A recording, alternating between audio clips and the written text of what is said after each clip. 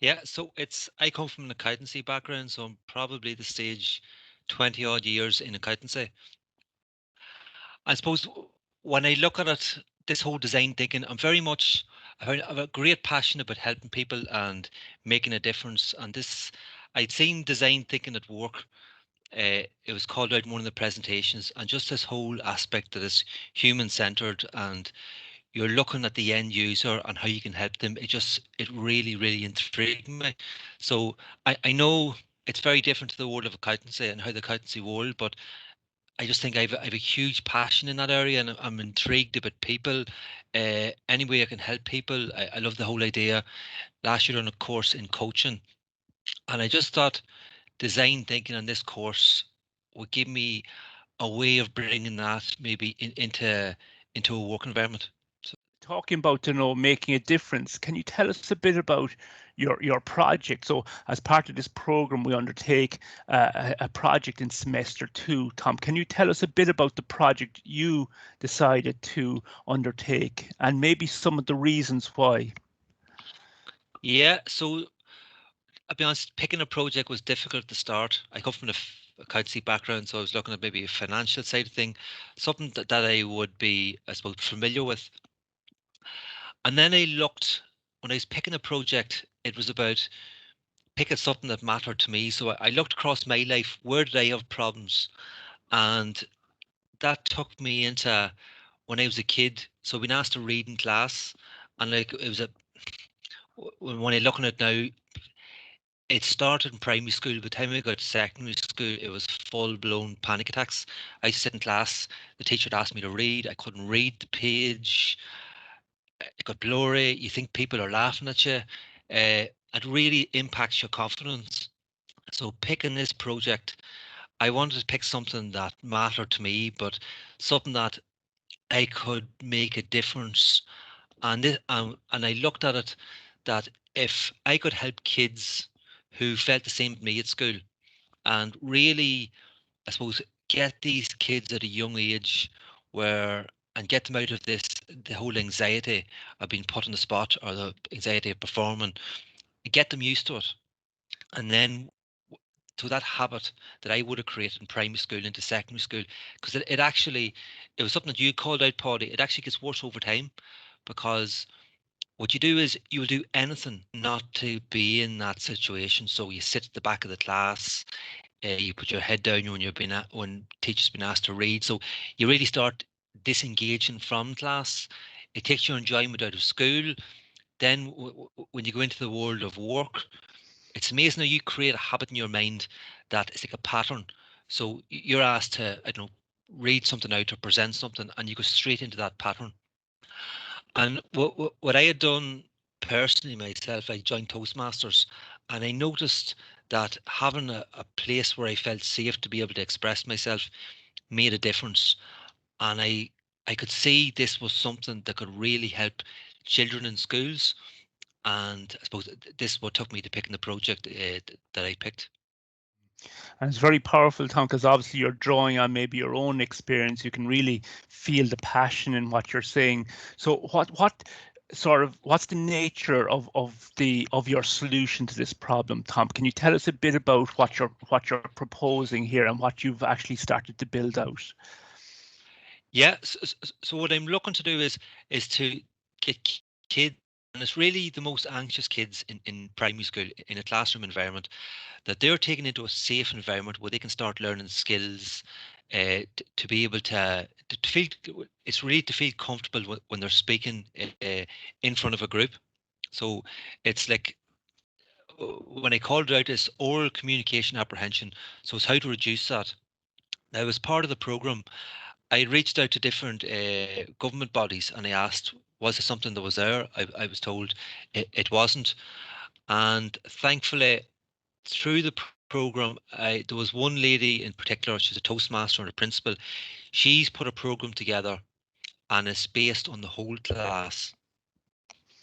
So what she's doing is she's helping kids who are feeling very anxious and just getting them learning.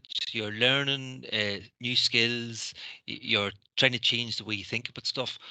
But what she had said to me and really struck a chord, she said that what you're doing is actually unique, because when she asked principals in schools to implement her program, a lot of times the teachers are coming back and saying, there's a number of kids in the class I won't ask because they're not ready for it. And they're actually missing out. So what I'm saying is, or the program that I have is, it's using special education teachers.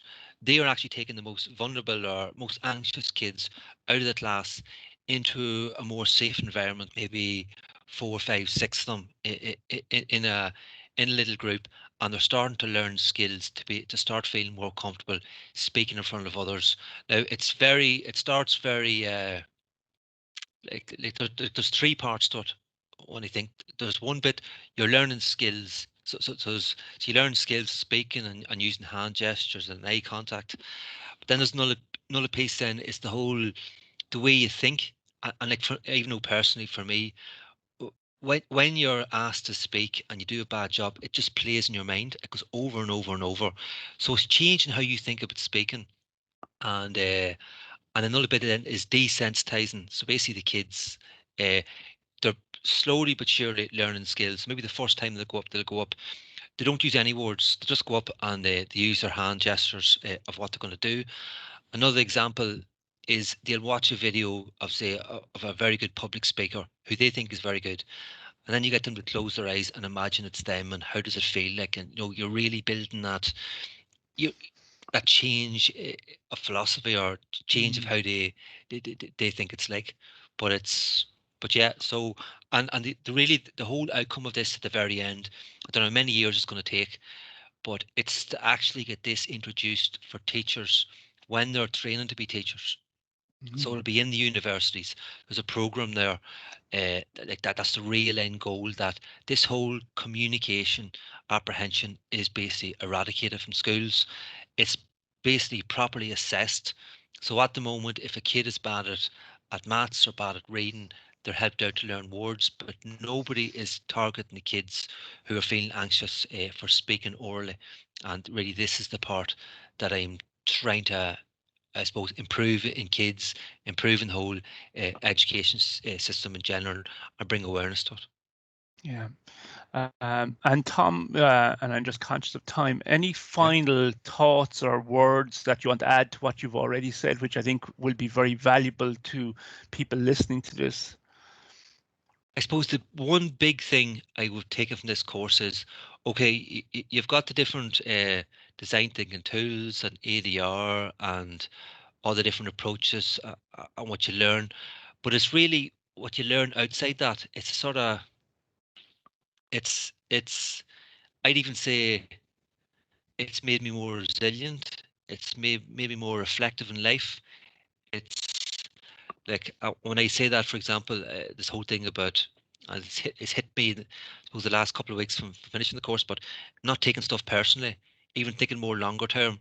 If you do get setbacks in life, there's just you can, I suppose, bounce back from them. So the biggest takeaways I would take from the course is just on that sort of personal side for me. I know I've learned these skills in design thinking, but it's the stuff that you don't see on the page. That's the stuff that you've Mm. learned. It makes your life better in a sense.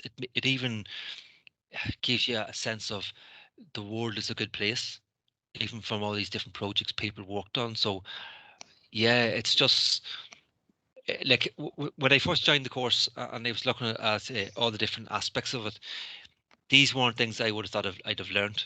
So it's yeah, it's just the type of course that it is. It's you get so many learnings from different people, from different personalities, that I don't know if you'll see in too many courses throughout Ireland. It's just this there's a sense of freedom, even projects we're working on, just to sort of